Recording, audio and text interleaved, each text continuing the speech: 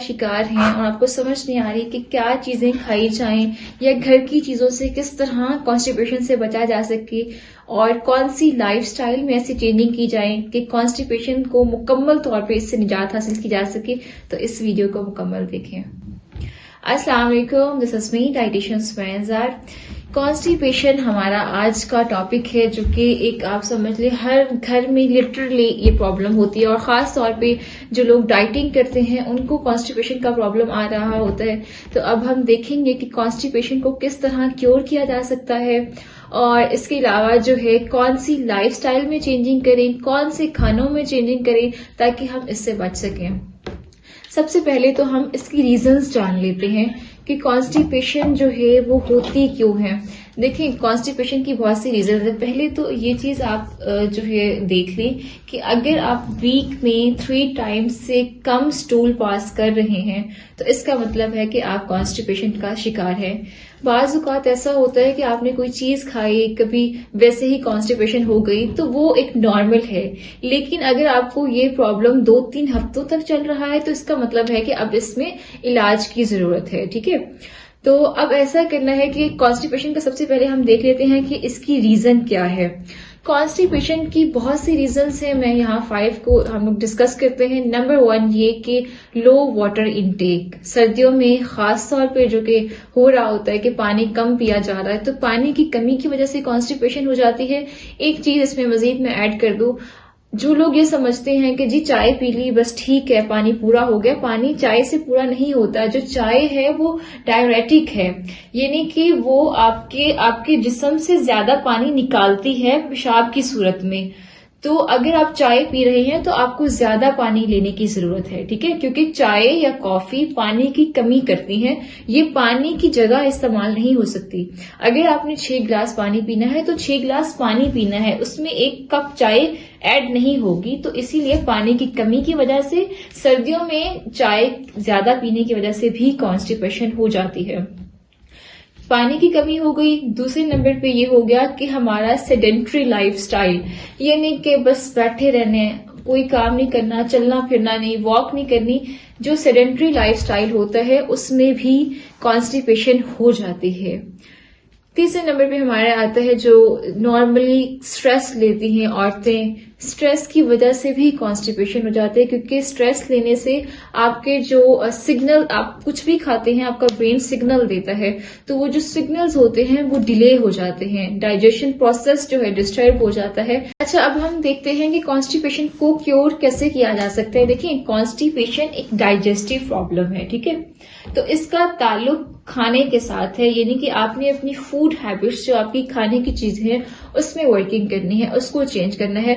और इस केस में जो F वर्ड है वो बहुत इंपॉर्टेंट है।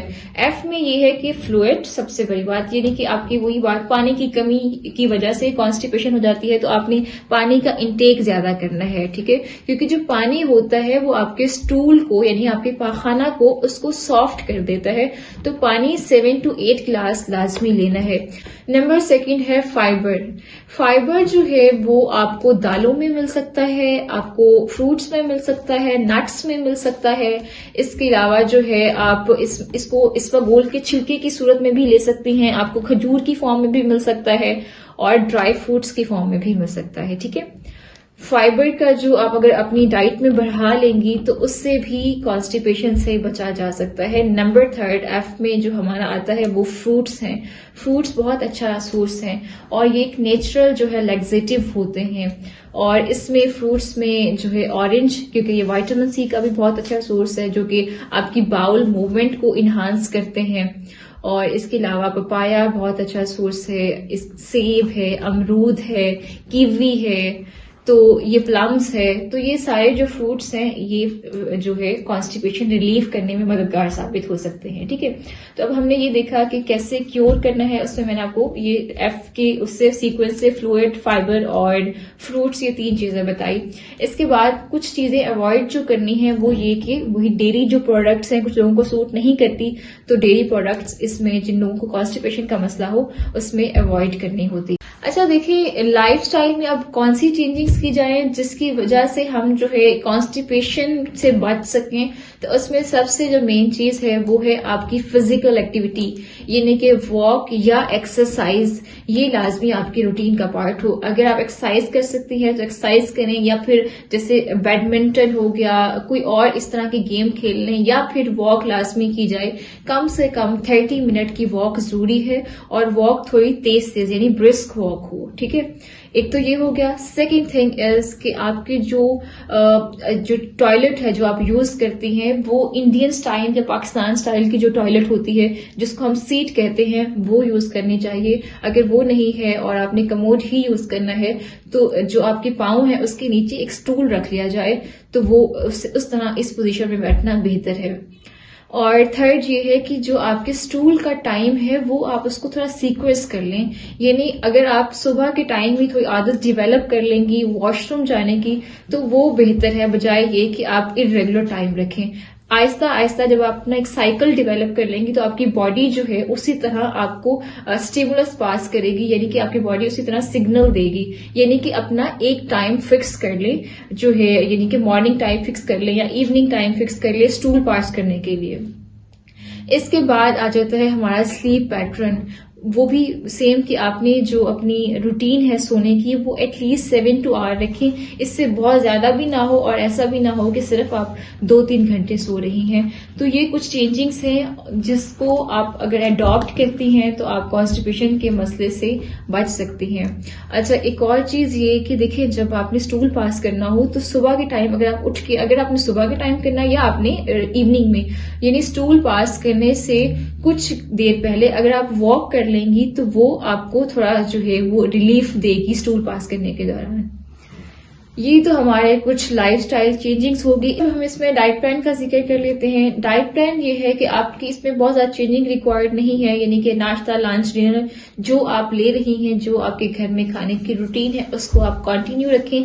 लेकिन जो चीजें ऐड करनी है वो ये कि एक तो मॉर्निंग ड्रिंक के बनाने का तरीका ये है कि आपने 1 गिलास जो है वो पानी बॉईल करना है, और उस पानी में आपने थोड़ा सा हाफ चम्मच आपने सौंफ डालना है, और इसके अलावा थोड़ी सी आपने ग्रेटेड जिंजर, यानी कि जिंजर को थोड़ा सा आप क्रश कर लें, ठीक है। उस पानी में आप डाल के थोड़ी देर बॉईल करें और उसके बाद उसको ढक के रख दें, और तकरीबन आप 10 to 15 मिनट उसको फिर छान लें और उसको आपने पी लेना है।